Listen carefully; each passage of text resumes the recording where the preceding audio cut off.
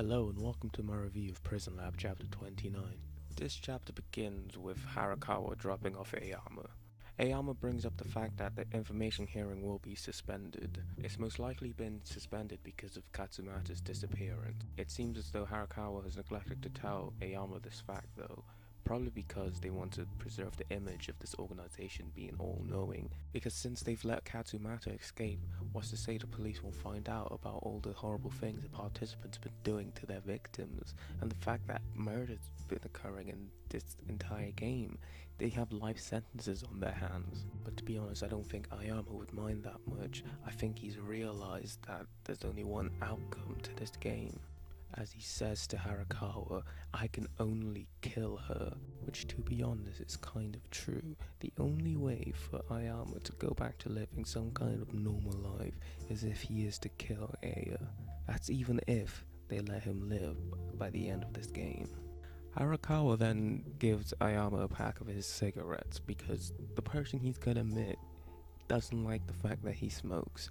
I immediately saw that this pack of cigarette was gonna play some kind of role in the future, because why wouldn't he just leave it in the car? It's a bit obvious and dull on his side to do something like that. But anyway, Aoyama buys it and thinks nothing of it.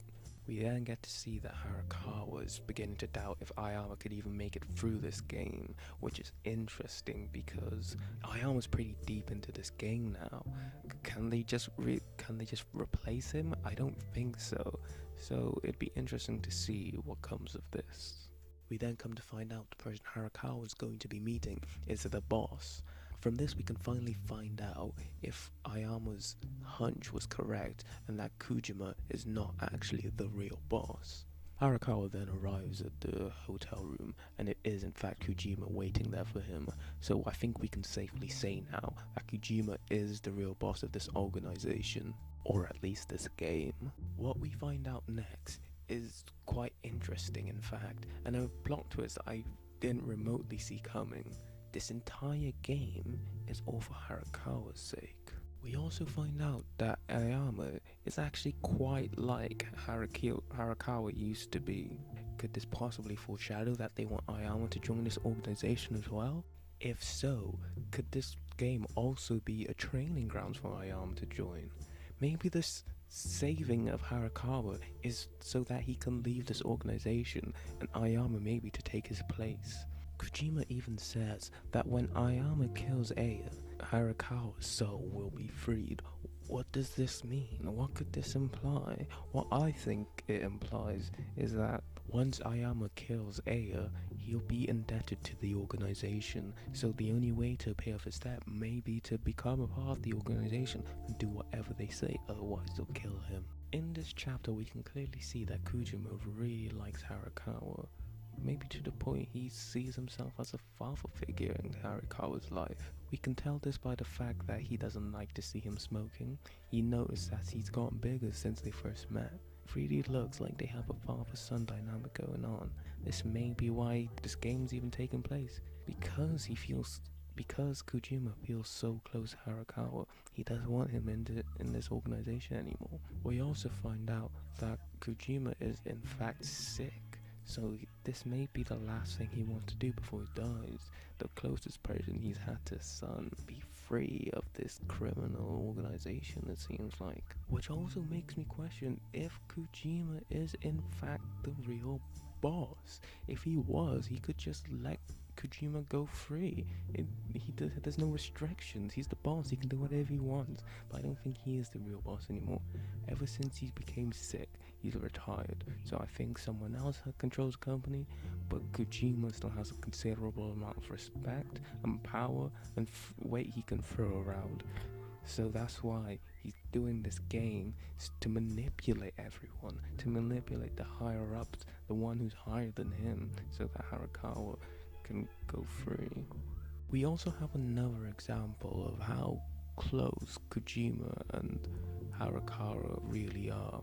Kojima reveals that only him and Harakawa know of Harakawa's past and his quote-unquote sins he's committed, and apparently this game is able to erase everything. This makes me wonder, Is this game as simple as creating a new operative in that organization and replacing Harakawa? Or is there more? Is there more to this game? It's really, really intriguing. We'll just have to wait to find out what's truly going on. Next week then come to find out that Kojima kind of lost some of his luster, some of his prestige when he got sick. Harakawa uses this as a reasoning as to why Aoyama doubted that Kojima was the real boss. He was unable to sense the greatness in the current Kojima. This is kind of a testament to how great Aoyama's ability to analyze and dissect people is. He could tell just through a video recording that a man is not great enough to run an organization, especially an organization that can clean up murder so easily. We then get some more insight into Harakawa's past, the past that only Kojima and him know about. Apparently, the past game was only known by those two. Well, it was supposed to be only known by those two. We find out that other people knew of his existence. So this could be one of the reasons why Aoyama needs to be set free. What happened in the last game? Well, we can probably guess what happened. It's probably not what happened in the last game. It's probably the fact that other people figured out what happened in the last game. We also find out that Harakawa must follow whatever Kojima says, otherwise he'll probably kill everyone.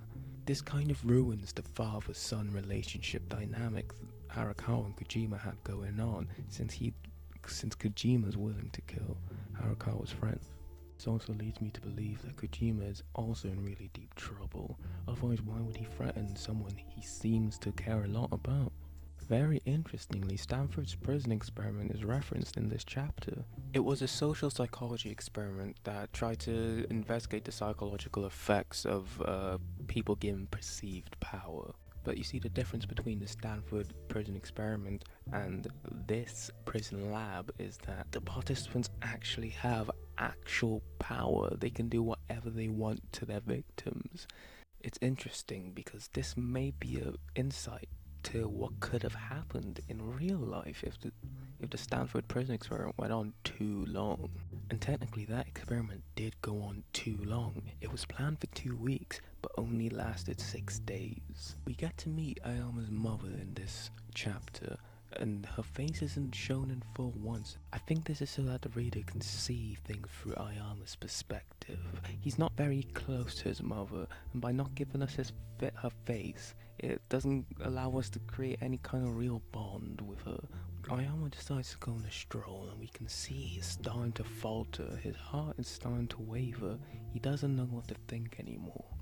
Obviously, now that he knows what's happened to Aya, he feels a bit bad. He feels like if he wasn't such a coward before, maybe things would have been different, and I can't argue with him. They probably would have been.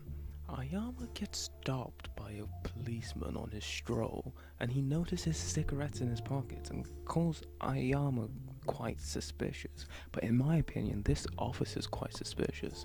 What's he doing? He just happens to see the cigarettes in Aoyama's pocket?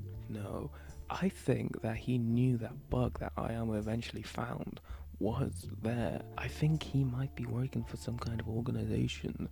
It's a random theory, just throwing it out there. But it's a bit weird how he's just... Unless this is common in Japan that policemen stop you if you look young and you have cigarettes, I don't know. Aoyama then thought up of a clever lie that his father sent him out to buy some cigarettes for him, and he doesn't even have a lighter, so how would he even smoke? Aoyama was about to hand over the pack of cigarettes, but then realized something, and decided he had to run away. We then come to find out that he had a knife, so that would have been a bit difficult to explain to the officer why he had that on him.